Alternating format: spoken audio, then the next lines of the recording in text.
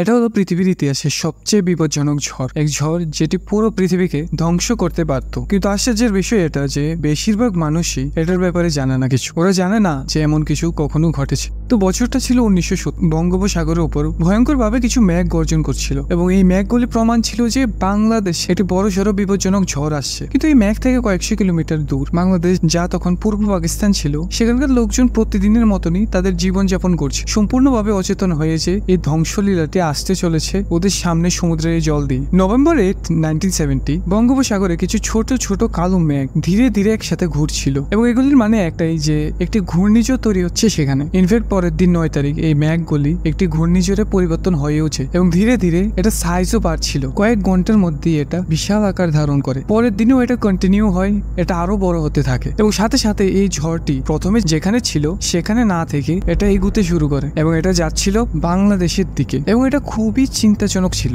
এবং ফাইনালি 11 তারিখ এই ঘূর্ণিঝড় কল্পনার থেকেও অনেক ভয়াবহ রূপ ধারণ করে নেয়। এই ঝড় থামার কোনো নামই নিচ্ছিল না, এটা এগোতেই থাকে বাংলাদেশের দিকে। কিন্তু বেশিরভাগ সমুদ্রের পাশের লোকেরা ইগনোর করে যাচ্ছিল এই ঝড়কে, কারণ এই ধরনের ঝড় বাংলাদেশে আরো অনেকবারই এসেছিল এবং এটা প্রথম নয়, আগে অনেকবার অনেক ঝড় এসেছিল। তাই এদের মধ্যে এই ঝড়কে নিয়ে এত টেনশন ছিল না। কিন্তু ওরা কল্পনাও করতে পারতো না যে এই বিশাল ঝড়টি অন্য ঝড়ের মতো নয়, এটি সেই অন্য ঝড়ের তুলনায় অনেক অনেক ভয়ানক এবং এমন একটি ঝড় এটা যা তারা আগে কখনোই ফেস করেনি। এটা প্রমাণ করতে যাচ্ছিল ভয়াবহ ঝড়ের আসল মানে। এই ঝড় যেন আকাশ থেকে নরক রূপে নেমে আসে এবং যাকে ভোলা সাইক্লোন বলা হয় বা ভোলা ঘূর্ণিঝড়। এই সাইক্লোনটি হতে যাচ্ছিল পৃথিবীর সব থেকে ডেডলি ঘূর্ণিঝড় ইতিহাসের, যার সম্মুখীন পৃথিবী আর কখনো হয়নি। এবং এই ঘূর্ণিঝড়টি ছিল একটি গ্রেট উদাহরণ, যখন একটি পারফেক্ট ঝড় পৃথিবীতে হিট করে তখন কি হয়। দ্য ভোর্টেক্স নামে একটি বই এই সাইক্লোনটির উপর লেখা হয় এবং এই বইটি পড়লে বোঝা যায় যে কিভাবে একটি সাইক্লোন বা ঝড় সম্পূর্ণ পৃথিবীকে ধ্বংস করে ফেলতে পারে। কিন্তু এখানে দুর্ভাগ্যবশত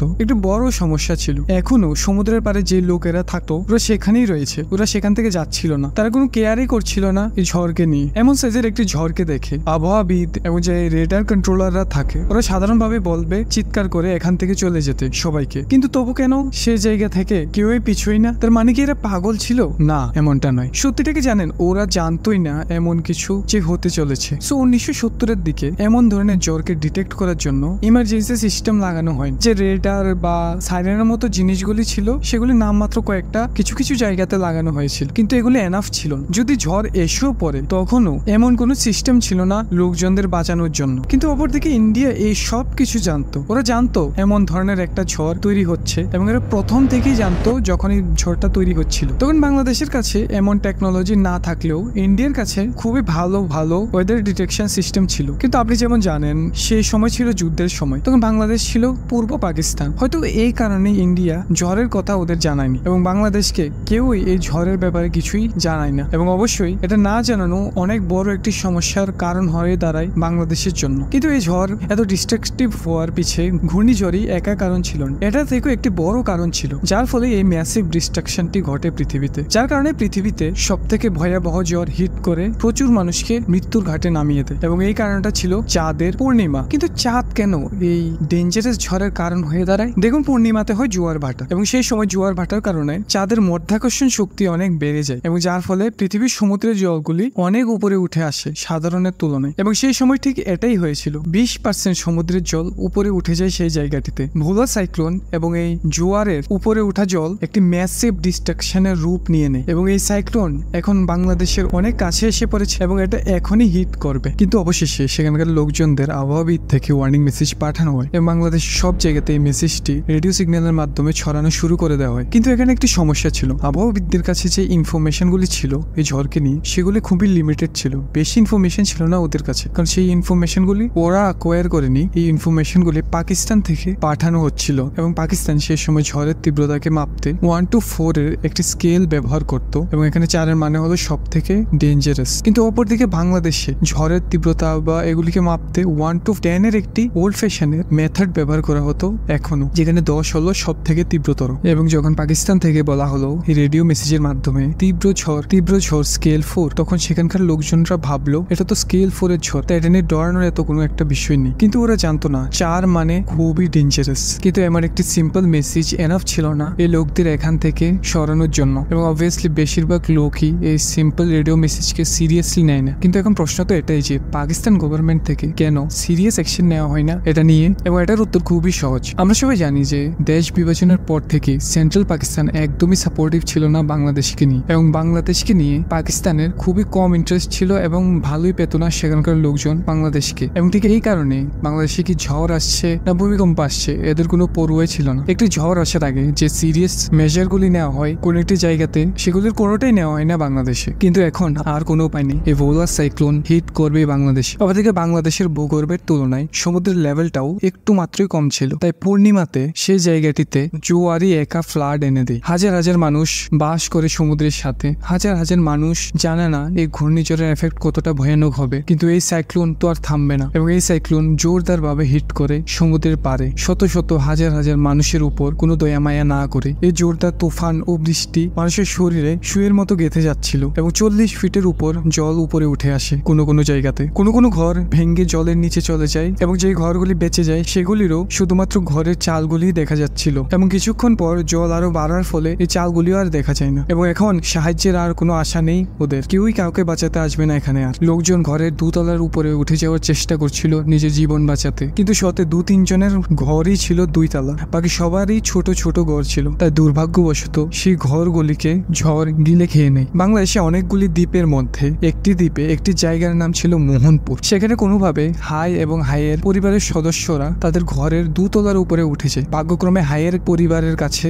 2 তলা বিল্ডিং ছিল এবং ওদের ঘরটা খুবই মজবুত ছিল অন্য ঘরের তুলনায়। কিন্তু অপরদিকে অন্য ঘরগুলি 2 তলাও ছিল না, এত মজবুতও ছিল না, এই কারণে সেগুলি কিছু ভেঙে যায় এবং বাকি সব ডুবে যায়। কিন্তু এখানে হাইয়ের ঘর 2 তলা হওয়া সত্ত্বেও ওরা 2 তলার উপরেও একদমই সেফ ছিল না। ওরা দেখতে পায় সিঁড়ি দিয়ে জল উপরে উঠে আসছে, এবং হাই বুঝতে পারে এখানে বেশিক্ষণ থাকা যাবে না, আর এখানে বেশিক্ষণ থাকলে ওদের মৃত্যু ঘটবে জলে ডুবে। এই ঘূর্ণিঝড়, এত ধ্বংস, এত লোকের মৃত্যু, এই সব কিছু হচ্ছিল পাকিস্তানের নেগলিজেন্সির কারণে। এদের কারণে সবাইকে এই জলে ডুবে মরে যেতে হচ্ছিল। এবং এখন হাইয়ের কাছে একটি অপশনে ছিল কোনোভাবে ছাদের উপর উঠে যাওয়া। কিছুক্ষণ ধরে অনেক চেষ্টা করার পর ওরা ফাইনালি ছাদের উপর উঠে যায়, কিন্তু উপরে উঠা মাত্রই বাতাস যেন ওদের উড়িয়ে নিয়ে যাচ্ছিল। 250 কিলোমিটার বেগের এই বাতাস, এই ঝড় তাদের শরীরে যেমন মধুমাছির কাটার মতো লেগে যাচ্ছিল। এবং হাই বুঝতে পারে পরিবারকে নিয়ে এত তীব্র ঝড়ে ছাদের উপর থাকা একদমই সেফ হবে না। এবং ঠিক তখনই হাই একটা জিনিস রিয়েলাইজ করে, তাদের ঘরের সামনে একটি বড় নারিকেল গাছ আছে, এবং নারিকেল গাছটি খুবই কাছে ছিল, যার ফলে পরিবারের সবাই এই গাছটিকে আঁকড়ে ধরে বেঁচে থাকতে পারবে এটলিস্ট। অপরদিকে জলের লেভেলও বেড়ে যাচ্ছিল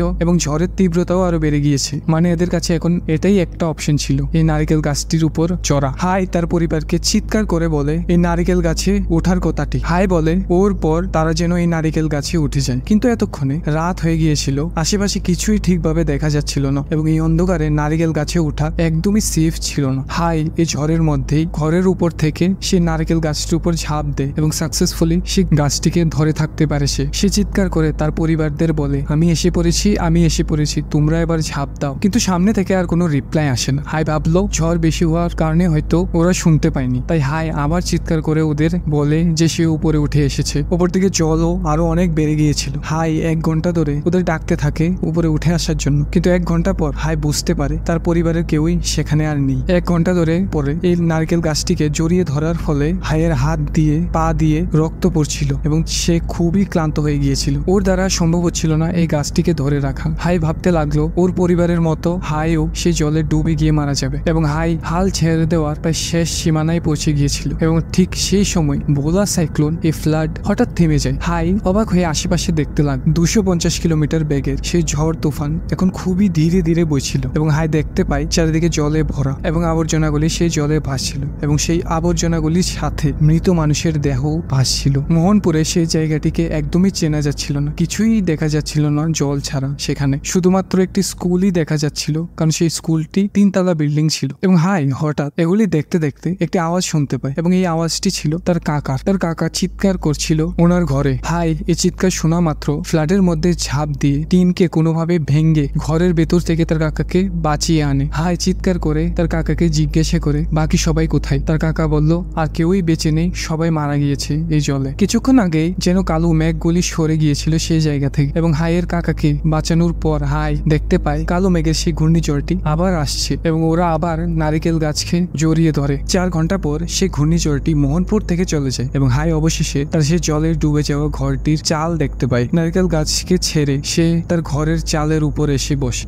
সে দেখতে পায় তার আশেপাশে জলে মৃতদেহগুলি ভাসছে এবং সেই মৃতদেহগুলির মধ্যেই তার পরিবারের সদস্যদের মৃতদেহগুলিও ছিল। হাই এখন খুবই ক্লান্ত ছিল এবং সে কাঁদতে কাঁদতে সেখানেই ভেঙে পড়ে এবং এখন সে শুধু চাচ্ছিল মরে যেতে তার পরিবারের সদস্যদের মতনই। ভোলা সাইক্লোন থেমে যায়, কিন্তু এই ঝড় 50,000 লোকজনের থেকে 40,000 লোকজনের জীবন কেড়ে নেয়। মোহনপুর থেকে ঘর বাড়ি ফসল সবকিছু ধ্বংস হয়ে যায় এই ঝড়ের ফলে এবং ধ্বংস হয়ে বঙ্গোপসাগরে চলে যায় সবকিছু। সারা বাংলাদেশে মোট 3 লক্ষ থেকে 5 লক্ষ মানুষের মৃত্যু ঘটে এই ঝড়ের ফলে এবং এদের ডেড বডিগুলি বঙ্গোপসাগরে ভাসছিল। সমুদ্রের সাথে যতজন লোকই বাস করত তাদের সাথেও হাইয়ের মতনই এমন ডিস্ট্রাকটিভ পরিস্থিতি ঘটে। অনেকে হাইয়ের মতনই গাছকে জড়িয়ে ধরে বাঁচার চেষ্টা করে এবং অনেকে এই জলে ডুবে মারা যায়। এই সবকিছু কেন হচ্ছিল? সেন্ট্রাল পাকিস্তানের নেগলিজেন্সির কারণে। ঝড়ের ঠিকভাবে প্রিপারেশন না করার ফলেই এগুলি ঘটেছিল। এখন হয়তো আপনি ভাবছেন কিভাবে এই ঝড় পৃথিবী ধ্বংস করে ফেলতো। এই প্রশ্নের উত্তর আপনি যেমন ভাবছেন তেমনটা নয়, এর থেকে অনেক জঘন্য ছিল। পাকিস্তানের head of government Yahya Khan একটি জঘন্য ডিসিশন নেয়। ইচ্ছে করে ইয়াহিয়া খান ডিসাইড করেছে ওদের কেউ সাহায্য করতে যাবে না, সেখানে লোকজন আহত থাকুক বা নিহত ওদের কোনো যায় আসে না। উনি ডিসাইড করে যে উনি কাউকে কিছু বলবেও না এবং সাহায্য করবে না। কিন্তু এত সব কেন ইয়াহিয়া খান এগুলি করছিল? কারণ উনি মানতেন বাংলাদেশে যে সামনে আসা ভোট রয়েছে সেখানে বাংলাদেশিরা ইয়াহিয়া খানকে ভোট দেবেন না। তাই এটা সমাধান কি যত লোক আছে বাংলাদেশে সবাইকে মেরে ফেলা, যাতে ইয়াহিয়া খান তার বিরোধী ভোটদানকারীদের সম্মুখীন না হতে হয়। কিন্তু ইয়াহিয়া খানের এই ডিসিশনটি তার উপরই ব্যাকফায়ার করে যায়। বাংলাদেশের সবাই ওর বিরুদ্ধে এসে পড়ে এবং শেখ মুজিবুর রহমানকে ভোট দান করে, যিনি অ্যাকচুয়ালি সাহায্য করেছিলেন বাংলাদেশের দুর্দিনের সেই সময়ে। তাহলে এখন কি ইয়াহিয়া খান বাংলাদেশের সম্পূর্ণ রাজত্ব শেখ মুজিবুর রহমানকে দিয়ে দেয়? না, এটা নয়। ইয়াহিয়া খান একজন ডিক্টেটর হয়েছে এবং শেখ মুজিবুর রহমানকে জেলে বন্দি করে রাখে, সবাইকে মৃত্যুর ঘাটে নামিয়ে দেয়। তারপর স্পেশালি যারা ইয়াহিয়া খানের বিরুদ্ধে ছিল সে বাংলাদেশে মাস জেনোসাইড করায় সবাইকে মেরে এবং বাংলাদেশে একটি গৃহযুদ্ধে শুরু হয়। বাংলাদেশকে বাঁচাতে ইন্ডিয়াও নেমে যায় এই যুদ্ধে পাকিস্তানের বিরুদ্ধে এসে। এবং যদি ইউএস এর কথা বলি, ইউএস তার এলাই পাকিস্তানের সাথে যুক্ত হয়ে যায় পাকিস্তানকে সাহায্য করার জন্য। এই যুদ্ধ ইউএস তার সব থেকে পাওয়ারফুল নিউক্লিয়ার সাবমারিন এবং শিপ পাকিস্তানকে দিয়ে দেয় এই যুদ্ধটা জেতার জন্য। এবং এই শিপে মোট 200টির উপর নিউক্লিয়ার বোম রয়েছিল এবং এই 200টি বোম হিরোশিমা নাগাসাকিতে পড়া নিউক্লিয়ার বোমের থেকে 2000 গুণ বেশি পাওয়ারফুল ছিল। কিন্তু ম্যাটারটা আরো খারাপ হয়ে যায় যখন ইন্ডিয়ার এলাই সোভিয়েত ইউনিয়ন ইন্ডিয়ার সাথে এসে পড়ে এই যুদ্ধে ইন্ডিয়াকে সাপোর্ট করার জন্য। বাংলাদেশের এই যুদ্ধটিতে সোভিয়েত ইউনিয়নও তার সব থেকে পাওয়ারফুল নিউক্লিয়ার শিপটি দিয়ে দেয় ইন্ডিয়াকে ইউএস এর সেই শিপটির সাথে মোকাবেলা করার জন্য। দেখুন, এটা খুবই বড় একটি সমস্যা ছিল। ইউএস এবং সোভিয়েতের এই দুই জাহাজ একে অপরের সাথে কমিউনিকেট করে একে অপরকে বলে পিছিয়ে সরে যেতে, না হলে এই দুই জাহাজ এদের যে এলাই ফ্রেন্ডলি কান্ট্রিগুলি রয়েছে সেগুলিতে এই নিউক্লিয়ার বোম মেরে দেবে। কিন্তু এই দুই জাহাজ পিছিয়ে নামছিল না, একে অপরের সামনে আসছিল ধীরে ধীরে। এরা অনেক গতিতে যাচ্ছিল একে অপরের বিরুদ্ধে লড়াই করার জন্য। কিন্তু অবশেষে বাংলাদেশ পাকিস্তানের এই যুদ্ধটিতে বাংলাদেশ এই যুদ্ধ জিতে যায়। সেখানকার বাসিন্দারা ইন্ডিয়ান আর্মির সাথে একজোট হয়ে সে পূর্ব পাকিস্তানটিকে জিতে নেয় এবং এর নতুন নাম দেয় বাংলাদেশ। এই খবরটা শোনা মাত্র ইউএস এবং ইউএসএসআর এর সেই ওয়ারশিপগুলি পিছিয়ে চলে যায় নিজের দেশে এবং ফাইনালি বাংলাদেশের এতদিন ধরে চলে যাওয়া এই যুদ্ধ, এই ঝড় থেমে যায়।